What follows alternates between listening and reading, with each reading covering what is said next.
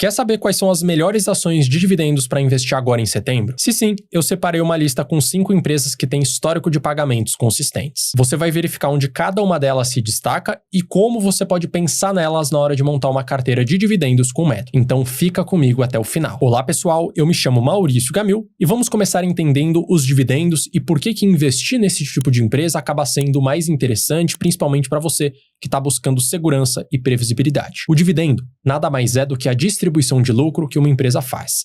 E quando a empresa obtém lucro, ela tem basicamente duas opções. Ela pode reinvestir nas suas operações ou ela pode distribuir a maior parte para os seus sócios, justamente através da distribuição de dividendos. E uma empresa que decide pagar mais dividendos do que reinvestir nas suas operações, geralmente são aquelas empresas grandes, as empresas sólidas, que não têm tanto assim onde investir, porque já são empresas gigantes que dominam os seus mercados. E quando você investe justamente nesse tipo de companhia, você consegue ter mais previsibilidade, porque são companhias que têm uma base de clientes muito forte, são empresas que têm receitas e lucros muito recorrentes e que, por sua vez, conseguem pagar bons dividendos para você, gerando um bom retorno, uma boa renda mensal e renda anual. Mas mais importante do que investir nesse tipo de empresa é você ter um método claro para saber exatamente quais são as melhores pagadoras de dividendos para se investir na bolsa de valores, para que assim você consiga ter clareza para saber quais são justamente essas empresas e consiga também ter um melhor resultado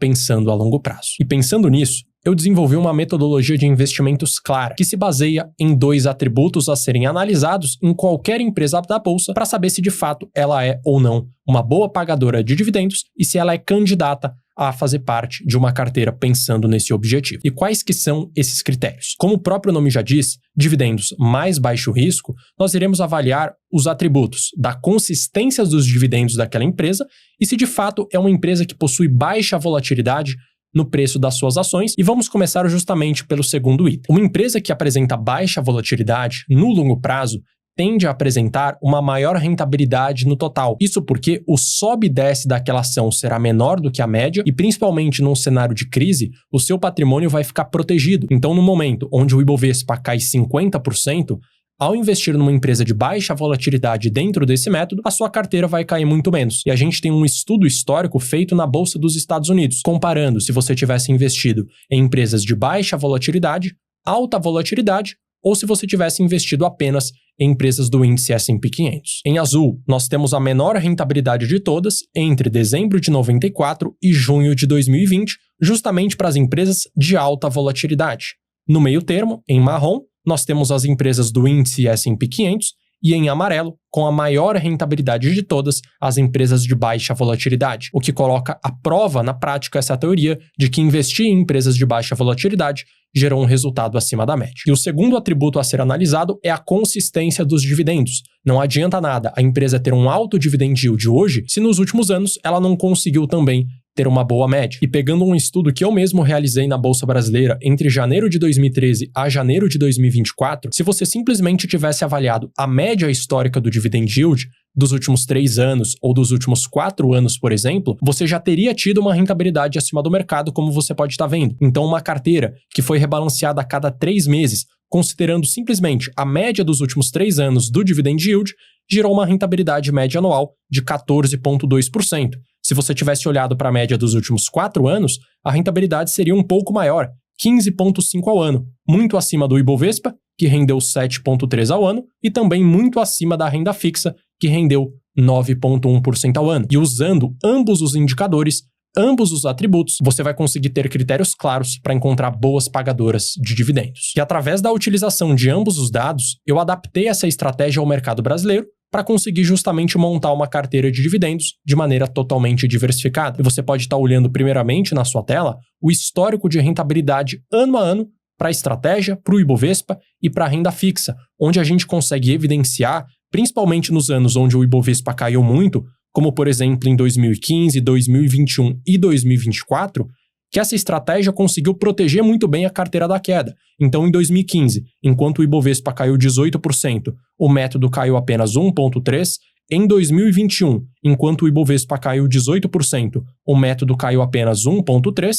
E em 2024, enquanto o Ibovespa caiu quase 10%, o método caiu apenas 0,9%. Então, efetivamente, o fator baixa volatilidade consegue nos proteger da desvalorização. E no longo prazo foi uma estratégia muito rentável. Então, entre janeiro de 2013 a julho de 2025, uma carteira de 10 ações dentro desse método apresentou uma rentabilidade média anual de 18,5%, enquanto o Ibovespa rendeu 6,8% e a renda fixa 9,4%. E se você tivesse investido R$10 mil no método, hoje você teria R$83 mil, enquanto no Ibovespa você teria 22 mil e na renda fixa 30.800, ou seja, um ganho financeiro muito maior para essa metodologia. E agora que você entendeu o método, chegou o momento de eu apresentar para você a primeira ação. Mas antes, já aproveita para curtir esse vídeo e se inscrever no canal, para que assim você fique por dentro dos próximos conteúdos. Agora sim, vamos para a primeira empresa, que é uma companhia do setor elétrico. E eu tô falando da CEMIG, a empresa do estado de Minas Gerais, que atua em basicamente todos os segmentos de energia elétrica,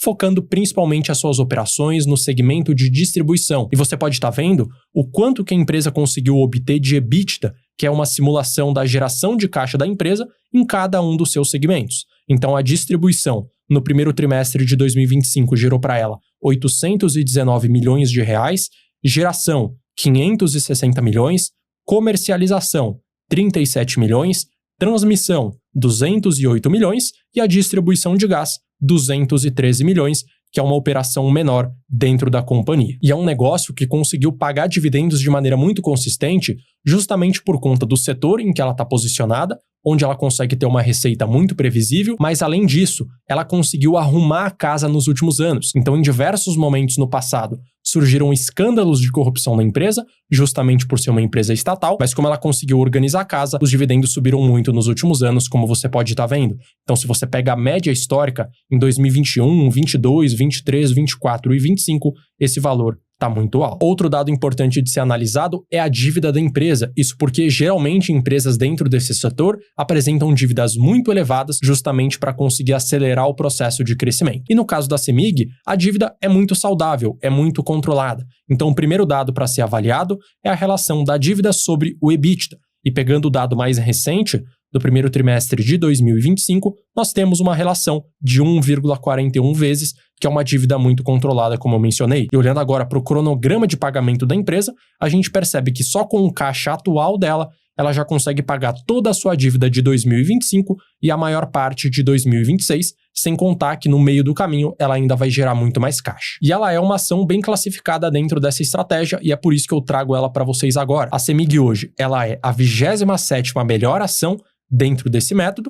Isso porque ela está na posição 13 do ranking de dividendos e na posição 51 no ranking de baixo risco, fazendo com que ela justamente tenha essa boa classificação. E é importante destacar que tanto no caso da CEMIG, quanto no caso das próximas empresas que eu for te apresentar, nada disso se trata de uma recomendação de investimento. Eu estou simplesmente apresentando para você as melhores ações presentes dentro dessa estratégia. A próxima empresa que eu trago para vocês é uma companhia de saneamento básico que novamente é uma estatal. E eu estou falando da Sanepar, que é uma empresa presente lá no estado do Paraná. É uma companhia que possui diversas concessões justamente no seu estado matriz, no estado do Paraná. E ela obtém uma grande parte da sua receita, 22%, vindo de Curitiba, 7,2% vindo de Londrina, 5,4% de Maringá e de inúmeras outras cidades presentes dentro do estado. E assim como no caso da CEMIG, é uma empresa que conseguiu pagar dividendos de maneira muito consistente, como você pode estar vendo, em 2025, 24, 23, 22, 21 e em outros momentos, os dividendos acabaram sendo bastante reduzidos, mas na média geral, ela conseguiu ser uma boa pagadora. E um destaque muito grande de ser mencionado em relação à Sanepar é que apesar dela ser uma empresa boa pagadora de dividendos, ela também conseguiu apresentar um alto crescimento. Então, olhando para o dado do lucro líquido da empresa, em 2015 ela bateu 438 milhões e em 2024 1,5 bilhões,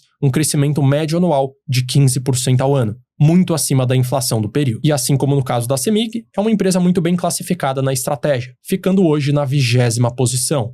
Hoje ela tem a posição 38 no ranking de dividendos e ela tem a posição 16 no ranking de baixo risco, fazendo com que ela se encaixe dentre as 20 melhores do método. Terceira empresa que eu trago para vocês é a Engie Brasil, novamente uma empresa do setor de energia elétrica, e dessa vez é uma empresa focada no segmento de geração de energia, principalmente na geração vinda das hidrelétricas. Então você pode estar observando a fonte de produção de energia que a empresa obteve ao longo dos últimos trimestres e também pegando dados dos primeiros 6 meses do ano passado e dos primeiros 6 meses desse ano. Então a gente percebe que nesse ano as hidrelétricas dominaram, a produção de energia bruta da companhia, temos a parte de energia eólica, que tem uma parte bastante significativa também, mas muito menor do que as hidrelétricas, e também energia solar, que tem uma representatividade ainda menor. E uma curiosidade é que a Engie Brasil é simplesmente uma subsidiária do grupo Engie, que é um grupo francês que atua em diversos países do mundo. E cabe destacar que, apesar da maior parte da sua receita vir de geração, ela também tem pequenas operações atreladas à distribuição de gás,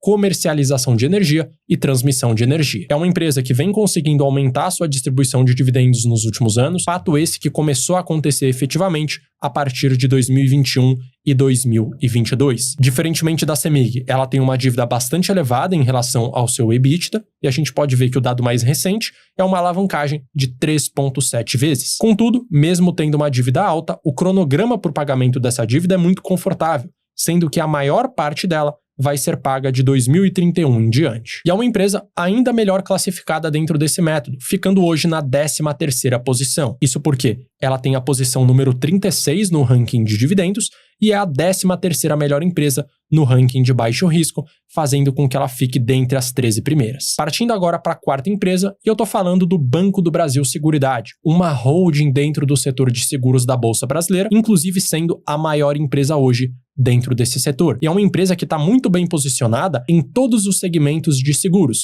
Então ela consegue oferecer serviços de seguros no geral, seguro de casa, seguro de carro. Ela consegue oferecer serviços de previdência, de capitalização, planos odontológicos, e ela também possui uma corretora digital. E um fato que pouca gente sabe é que, apesar do Banco do Brasil Seguridade ser uma empresa estatal, as participações aos quais ela detém de fato não são controladas por elas. Ou seja, quem controla os segmentos de previdência, de capitalização ou de seguros do Banco do Brasil Seguridade são empresas privadas. Então ela simplesmente ganha dinheiro através dessas operações sem necessariamente ter o controle e a influência política naquelas operações. É uma companhia que, diferentemente das outras, possui uma maior volatilidade na distribuição de dividendos, mas quando o dividendo sobe, ele fica muito alto. Algo que aconteceu, por exemplo, agora em 2025, batendo 13%, ou em 2023, que bateu 10%. E é uma companhia que, apesar de já ser muito grande, ela também conseguiu apresentar um bom crescimento, saindo de um lucro de 4,2 bilhões em 2015 para 8,7 bilhões em 2024. Uma alta média anual de 8,4%,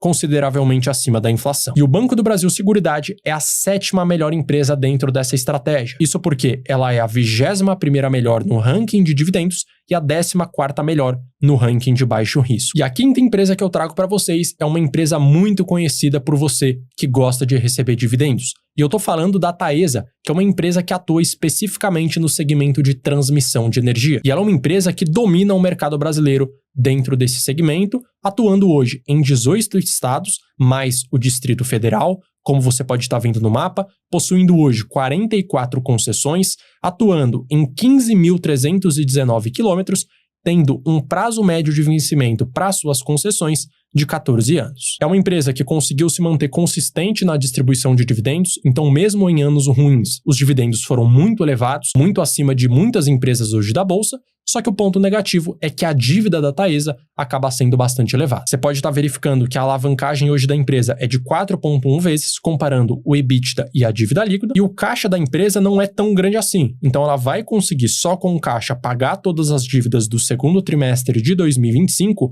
mas ela fica muito dependente da geração de caixa para conseguir pagar as dívidas dos anos seguintes, 2026, 27, 28 e assim sucessivamente. Então, se tiver algum tipo de problema operacional da empresa, ela pode acabar se complicando nesse sentido. Mas ainda assim, por conta da consistência dos dividendos nos últimos anos e por se tratar de uma empresa de baixa volatilidade, ela é hoje a 2ª melhor ação dentro dessa metodologia dos dividendos baixo risco. Isso porque ela é a 10ª melhor empresa no ranking dos dividendos e a 6ª melhor empresa quando olhamos para o dado de baixo risco, fazendo com que ela justamente ficasse com a 2ª posição dentre todas as empresas da Bolsa dentro dessa estratégia. E novamente, eu reforço que nenhuma dessas ações que eu apresentei para você se tratam de uma recomendação de investimento. O que eu estou te mostrando aqui é simplesmente um exemplo prático da importância de você ter um método claro na hora de investir. E saiba também que a estratégia que eu te apresentei dos dividendos mais baixo risco não se trata de uma estratégia milagrosa, onde você vai ganhar dinheiro todo ano, onde você não pode acabar encontrando encontrando uma empresa ruim